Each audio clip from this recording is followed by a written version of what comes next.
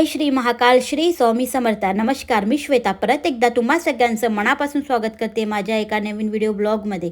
चला मग, good morning. तर सकाळचा टायमिंग आहे. तर थोडंसं अहोंनानं 2-3 ब्रेड तुपामध्ये शेकून दिले आणि मस्त असा अर्धा कप मोठ्या कपाने चहा दिला की त्यांचं मस्त असं ब्रेकफास्ट होऊन जातं. आता रोज रोज सकाळी नाश्ता आणि स्वयंपाक एकसोबत होत नाही, कधी कधी होतंही म्हणा, पण शाळेची खूप घाई राहते. हे पण स्कूलमध्ये जातात आणि मुलं पण जातात. तर पहिले मी कुकरसुद्धा लावून घेतला पहिले, कारण की सकाळी उठल्या पहिले मी पूर्ण घरकाम आवरून घेते. झाडून पुसून डस्टिंग कपडे हे सगळे काम झाल्यानंतर मग अंघोळ करून आल्यानंतर चहा घेतला. पहिले चहा घेऊन घेते म्हटलं, कारण की हे पण उठले होते, ते माझ्यासाठी किती वेळ वाट पाहणार होते, म्हणून मी चहा सोबतच ठेवून दिला, त्यांनाही दिला आणि मी पण घेतला, सोबत कुकरही लावून घेतला. आणि आता मस्त अशी अन्नपूर्णेची पूजा केलेली आहे आणि आता स्वयंपाकाला सुरुवात केलेली आहे. अवघ्या 2 दिवसावर आता मकर संक्रांत आलेली आहे. तर सकाळीच मस्त असं नळ होतं, नळ येतो ना, तर नळाचं पाणी होतं, तर त्याच्यातच मस्त असे तीळ मी धुवून घेतले चांगलं. आणि भरपूर नळाचं पाणी छान असं गरम होतं, तर मस्त असं धुवत चाळणीने काढत गेली. आणि जेवढा काही गाड वगैरे त्याच्यावर राहतोच, किती नाही म्हटलं तरी धूळधंकर राहते. तसं तर हे पॅकेटचेच होते म्हणा, पण तरी पण आपल्याला धुवायची सवय तर आहेच. तर धुवून घेतले आणि आता वाढवून घेणार आहे. मस्त असे 3 मोठे ना बैगणी कलरचे वांगे होते, तर ते वांगे मस्त असे भाजून घेतले आणि मस्त असे भरीत करूया म्हटलं. आता थंडीचे दिवस आहे आणि थंडीच्या दिवसामध्ये मस्त कांद्याचा पाला मिळतो, हिरवे आपले मटर असतात, सगळं असल्यावर ना भरीत खूप टेस्टी वाटते. तर याची सोय तर पहिल्या अगोदर लावून ठेवली होती, कारण की भरीत करायचं आहे म्हटलं की सर्व पूर्वतयारी करावं लागते.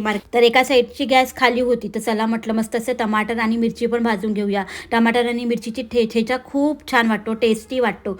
तर आपण कुचला पण करू शकतो भाजून वगैरे, नाही का. पण आता मी नुसतं थोडंसं तेल घातलेलं आहे, त्यामध्ये 2-3 मिरच्या घालून 2-3 टमाटर घातलेले आहेत, त्याला छान असं भाजून घेणार आहे. आणि वाटलं तर आपण ना लसण पण टाकायचं, पण मी लसण टाकायचं विसरून गेली. सोबत ना 4-5 आपले शेंगदाण्याचे जे काही दाणे आहेत ना, ते पण मी टाकून घेणार आहेत. आणि याचं छान असं भाजून घेते आणि मग थंड झाल्यानंतर याचं मग पेस्ट बनवणार आहे. आता टमाटरसुद्धा खूप स्वस्त झालेले आहेत, मस्त असे स्टोअर करून ठेवून द्यायचे टमाटर. थोडेसे कच्चे घ्यायचे आणि थोडेसे तुम्हाला रोज लागत असेल तर मग पिकलेले घ्यायचे. तर मी अशीच घेते, कच्चे घेतले की 8-10 दिवसात मस्त असं पिकतात मग ते आरामात. सकाळची घाई तर तुम्ही काही विचारूच नका, धावत पळत कामं करावी लागतात, इतक्या स्पीडने कामं करावी लागतात की काही सांगता येत नाही. कारण की सगळ्यांची घाई एकसोबतच येते आणि सगळ्यांचं एकासोबतच टिफिनही करावा लागतो. वांगे ना खरंच छान कोवळे होते, त्यामुळे लवकरच भाजल्या गेल्या. आणि कसं आहे ना, कच्चे वांगे चांगले नाही वाटत, जोपर्यंत पूर्ण असं छान असं भाजल्या जात नाही वांगे वगैरे, तोपर्यंत काही छान वाटतच नाही. तर पूर्ण वांगे भाजून घेतले आणि कोळेच होते, त्यामुळे खराब वगैरे काही नव्हतं म्हणा, तरी पण आपल्याला एक वेळा डोळ्यांनी पावच लागते स्वतःच्या. तर इथे ना टमाटर आणि मिरच्या जे काही मी भाजल्या होत्या ना, ते पण थंड झालेले होतं, तर हाता लागले याला पण बारीक करून घेते म्हटलं. तर त्याच्यामध्ये ना सोबत असं मी कोथिंबीर वगैरे टाकून घेतली होती मस्त, आणि त्याचा मग पेस्ट करून घेतला. त्याच्यानंतर मग भरीत करायला घेतलेलं आहे आणि कांद्याचा पाला भरपूर टाकायचा आहे आपल्याला. या थंडीमध्ये ना वांग्याचं भरीत खाण्याची मजा काही वेगळीच राहते. वांग्याचं भरीत मस्त, त्याच्यासोबत पराठे, सोबत मस्त मिरची आणि टमाटरचा ठेचा, कुचला जे काही आहे ते. आणि सोबत ना मी आज विचार केला होता की मक्याची भाकर वगैरे करील, पण इतकी घाई होत होती, म्हटलं मग यांना पोळ्या करून देईन, मग मक्याचं भाकरचं वगैरे कधी भिजवीन. हे मक्याचं भाकर खायला तयार नव्हते आणि सोबत नेणारही नव्हते, घरी पण जेवतात आणि टिफिन पण नेतात थोडासा. मग म्हटलं भाकर वगैरे राहू दे, कधी जेव्हा केव्हा मी मिरचीचा ठेचा वगैरे करील त्याच्यासोबत मग भाकर वगैरे करील. गावरान मस्त अशी थाळी कधी तयार करील तर ती तुमच्याशी शेअर करीलच. तर मस्त असं भरीत आपल्या एका साईडला झालेलं आहे, सोबत आता पोळ्या टाकते आणि नक्षीला पण त्याला चारावं लागते जाता. तो खायला तयार नाही राहत ना सकाळी, कधी दूध पितो, तर मी चारून दिलं तर खाऊन पण जातो. तर एखादी पोळी वेळात वेळ काढून त्याला चारावं लागते, मग तो जातो, कारण की 4 वाजेपर्यंत येणार आहे तो. मग टिफिन नेल्यावरही टिफिन थोडं उशिराच खायला मिळते ना, आता 9:45ला घरून जाईन, तर टिफिन तर 12 वाजता वगैरे खायला मिळेल, म्हणून एखादी पोळी तरी त्याला मी चारून देते. हे जे मी बारीक केलं होतं ना टमाटर मिरच्या वगैरे, ते याला मी मस्त असं तेलामध्ये जिरं मोहरी वगैरे टाकून फोडणी घातलेलं होतं. तर आपलं मस्त अशी चटणी तयार झाली. त्यानंतर भरीत, चटणी, वरण भात, मस्त असं ताक. हे ताक ना एकदम ताजं आहे, त्यामुळे मग मी घेऊन घेतलं. आता भरपूर दिवस झाले, कमीत कमी एखादी वर्ष झाला, बेड या साईडनी आहे आणि सोफा त्या साईडनी होता, पण ना मला चेंज करत राहणं आवडते. तर म्हटलं भरपूर दिवस झाले, 2-3 दिवसापासून डोक्यामध्ये विचार होता की चेंज करायचं, पण संध्याकाळी आता हे होते सोबत, तर म्हटलं करू लागता का, मग ते तयार झाले.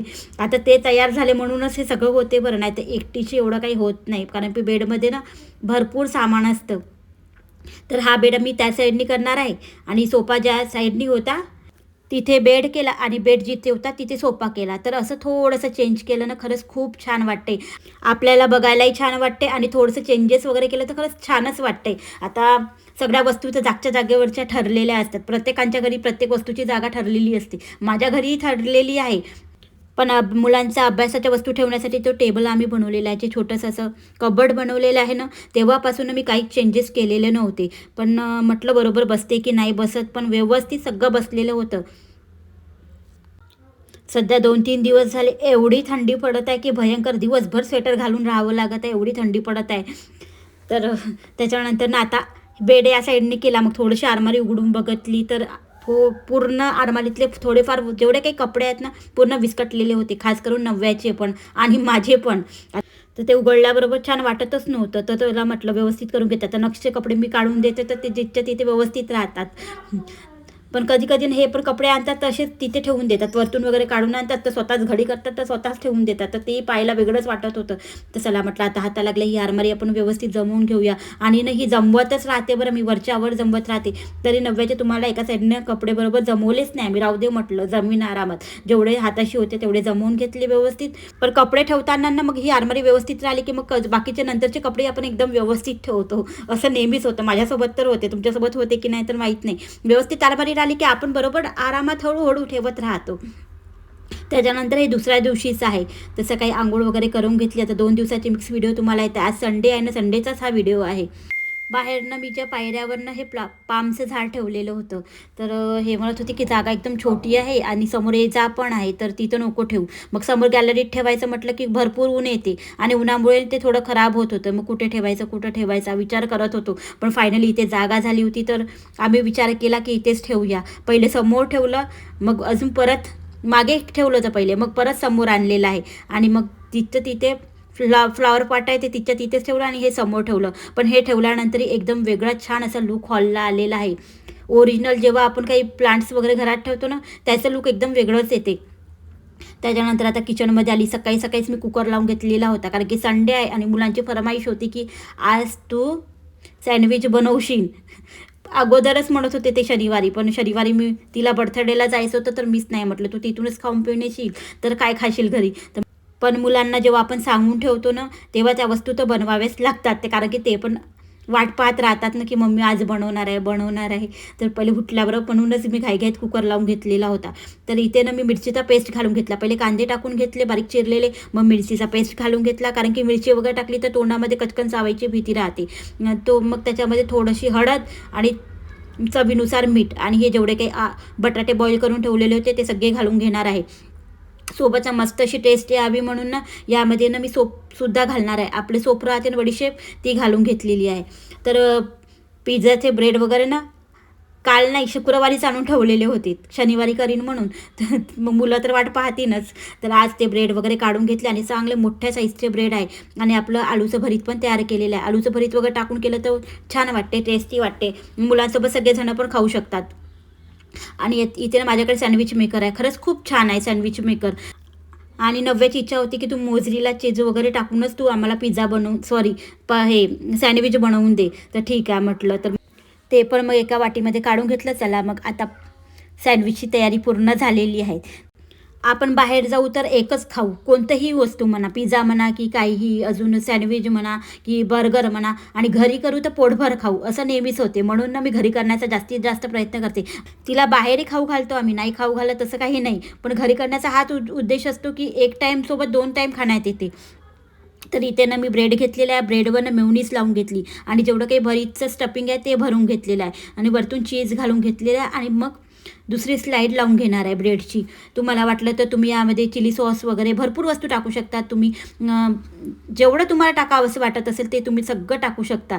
पण मी एवढंच टाकून घेतलेलं आहे, का जास्त गोडही माझ्या मुलांना आवडत नाही, म्हणून थोडंसं क्रिस्पी आणि चरकं राहिलं की छान वाटते. तर काही सेकंदासाठी ना मी खाली मेकर ठेवलेलं होतं, कारण की खूप गरम झालं असतं ना तर मग करपण्याची वगैरे शक्यता असते म्हणून. नाहीतर तुम्ही मग परत कॉमेंट्स वगैरे कराल की गॅस सुरू आहे म्हणून. आता दोन्ही साईडने छान असं क्रिस्पी होतपर्यंत मी शेकून घेणार आहे आणि अलटत पलटवत जायचं, काही नाही होत. त्याला लावायला एक कढी पण असते ना, तर ते छान असं पॅक होऊन जाते. पण ब्रेडनं थोडा मोठाच होतं, हे सँडविचचे ब्रेड मोठे असतात, थोडेसे काटाकाटाने ना मग जसंच मी दाबलं ना ते आपच निघून गेलेलं होतं, थोडंसं निघालेलं होतं, जास्त काही नाही. पण सँडविच मेकरसुद्धा पूर्ण मोठाच साईजचा आहे. पूर्ण जेवढं काही आपलं ब्रेड येईल ना तेवढा पूर्ण साईजचा तो सँडविच मेकर आहे. तर आता झालेला आहे, मुलांना वेट होत नाही आहे, दोघंही जवळच उभे आहेत माझ्या मागे. तसं तर प्रत्येक संडेला नाश्ता करावाच लागतो. उपमा आहे, पोहे आहे, कारण की हप्त्याभरात तेवढा वेळ नाही राहत म्हणा. पण संडेला मी नाश्ता बनवते. तर आज हेच बनवलेलं होतं. चला मग आता हे दोघांनाही देणार आहे. दोघंही मागेच वाट पाहते. आत्ताच सांगितलं मी तुम्हाला.